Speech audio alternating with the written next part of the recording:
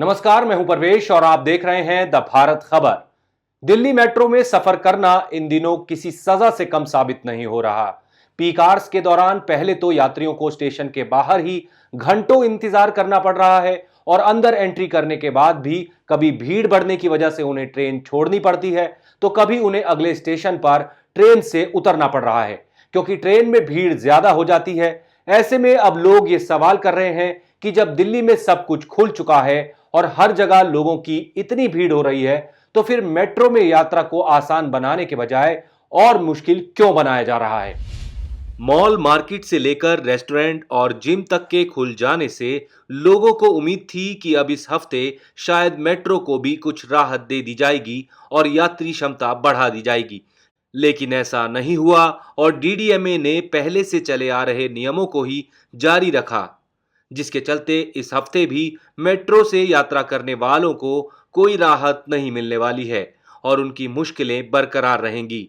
ये आलम तब है जबकि लॉकडाउन के बाद मेट्रो का ऑपरेशन शुरू हुए 1 महीना होने वाला है। इस दौरान परिस्थितियां भी काफी बदल चुकी हैं और अब लोगों को रोज ही अपने रोजमर्रा के कामों के लिए कहीं बाहर जाना पड़ रहा है। ऐसे में जिनके पास कोई प्राइवेट गाड़ी नहीं है, उन्हें पब्लिक ट्रांसपोर्ट में सफर करने पर भी कोई सुविधा नहीं मिल पा रही है। इसका असर दिल्ली की सड़कों पर भी साफ देखा जा रहा है, जहां ट्रैफिक काफी बढ़ गया है और रोज सुबह शाम पहले की तरह जाम लगने लगा है।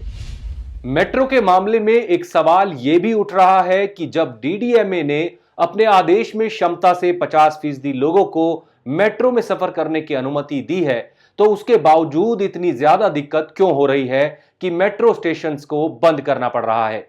इसकी वजह डीडीएमए के ही आदेश के एक अन्य हिस्से को माना जा रहा है, जिसमें यात्रियों के खड़े होकर मेट्रो में यात्रा करने पर पूर्ण रूप से पाबंदी लगा दी गई है। जानकारों के मुताबिक मेट्रो कोच का डिजाइन इस तरह से तैयार किया गया था कि उनमें ज्यादा से ज्यादा लोग खड़े होकर यात्रा कर सकें। मेट्रो कोच में सीटें तो केवल 50 या 55 ही होती हैं, जबकि 250 से 300 लोग उसमें खड़े होकर यात्रा करते थे। इस तरह एक कोच में पहले 300 से 350 लोग एक साथ सफर कर पाते थे और उसी को कोच की वास्तविक कैपेसिटी माना जाता था। दिल्ली डिजास्टर मैनेजमेंट अथॉरिटी ने अपने आदेश में यात्री क्षमता से आधी यानी 50% लोगों को ही यात्रा की इजाजत दी है। अगर मेट्रो कोच की वास्तविक क्षमता के हिसाब से आकलन करें, तो फिर इस हिसाब से मेट्रो के हर कोच में अभी पाबंदियों के बावजूद कम से कम 150 लोग तो यात्रा कर ही सकते थे। लेकिन असल में हर कोच में केवल 25 से 30 लोग ही यात्रा कर पा रहे हैं, क्योंकि डीडीएमए ने मेट्रो में खड़े होकर यात्रा करने पर पूर्णतः पाबंदी लगा दी है और केवल सीटों की क्षमता के लिहाज से आधी सीटों पर यात्रियों को बैठने की अनुमति दी है। इस वजह से असल में मेट्रो कोच में उसकी क्षमता से आधे यानी 50% यात्री भी नहीं है, बल्कि सिर्फ 10 से 15% यात्री ही सफर कर पा रहे हैं और उसी के चलते सारी समस्या खड़ी हो रही है। यही वजह है कि डीएमआरसी लगातार प्रशासन से यह अनुरोध कर रही है कि कम से कम यात्रियों को कोच में थोड़ी थोड़ी दूर पर खड़े होकर यात्रा करने की इजाजत दे दे, ताकि उन्हें कुछ राहत मिल सके।